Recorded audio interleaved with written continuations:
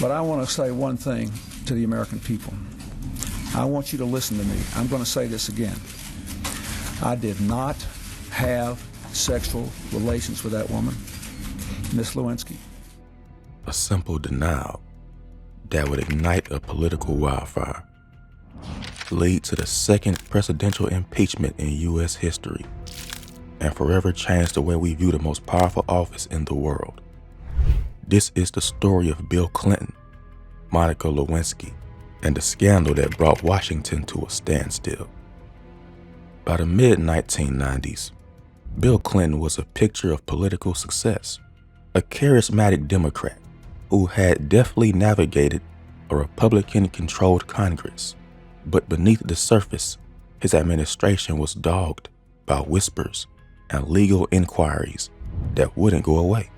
In June 1995, a new face arrived at the White House, Monica Lewinsky, a 22-year-old college graduate who began work as an unpaid intern, quickly moving to a paid position in the Office of Legislative Affairs. The relationship began in November 1995.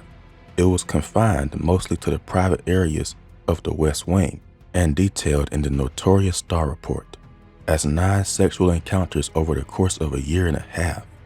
Critically at the time, President Clinton was already facing a major legal challenge, a sexual harassment lawsuit filed by former Arkansas State employee Paula Jones. Her lawyers were searching for any evidence of other affairs to establish a pattern of misconduct.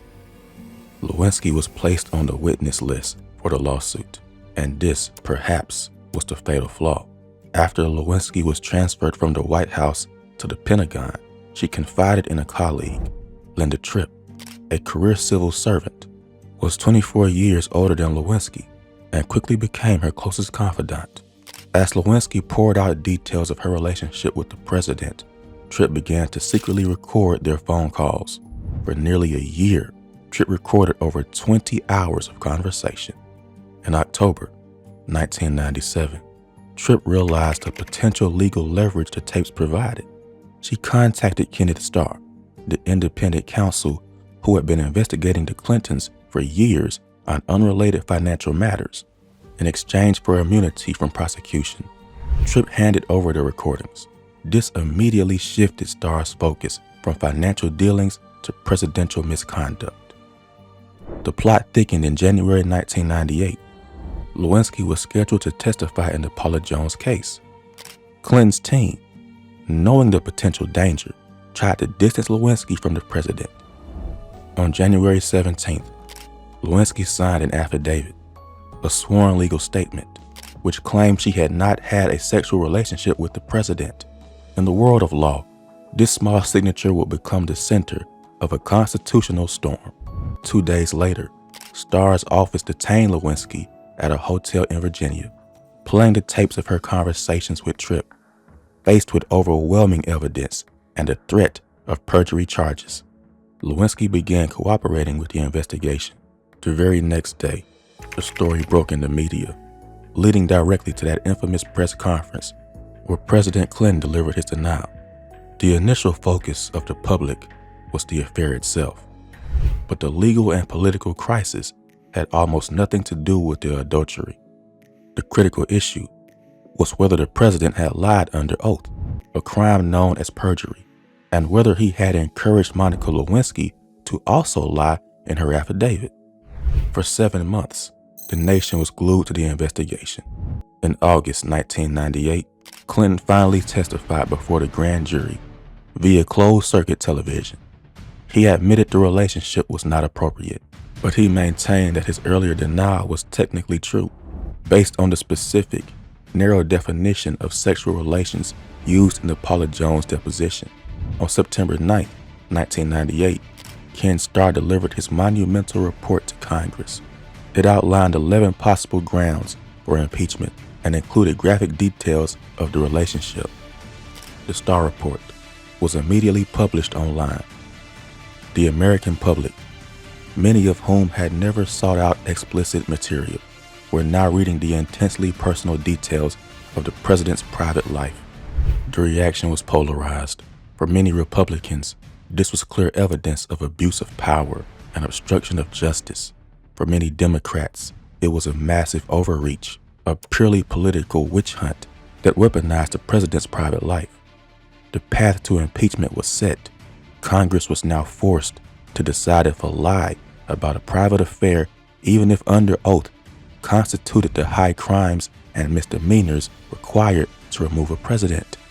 In December 1998, the House of Representatives voted on 4 articles of impeachment. 2 passed. Article 1, which charged Clinton with grand jury perjury, and Article 3, charging him with obstruction of justice. Bill Clinton officially became the second president in U.S. history to be impeached. The trial moved to the Senate. Despite the political storm, Clinton's public approval rating remained surprisingly high. The economy was booming, and many Americans felt the controversy should not justify removing a popular sitting president.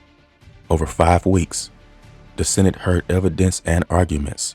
The required 2/3 majority, 67 votes, was needed to convict and remove him from office. On February 12, 1999, the verdict came down. The Senate failed to reach a majority on either article.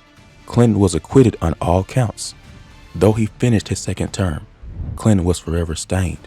He accepted a 5-year suspension of his law license and paid a $25,000 fine to settle a contempt of court citation regarding his testimony. The scandal became far more than a political footnote. It was a cultural touchstone. For years, Monica Lewinsky became the target of intense public shaming and vicious late-night jokes. But as the cultural landscape shifted in the 21st century, especially with the rise of the Me Too movement, the scandal was re-examined. The power dynamic, president versus intern, came into sharper focus. Lewinsky, having stepped out of the shadows, began speaking publicly about the trauma of public humiliation and the complexities of consent and power imbalance. The Clinton-Lewinsky scandal remains a dark chapter in American history, a moment where sex, law, and politics collided, reminding us that in Washington, the pursuit of truth can sometimes be just as dangerous as the lie itself. If you enjoyed this video, give it a like and subscribe for more deep dives into celebrity stories and American history. I'm John Berry, and I'll see you later.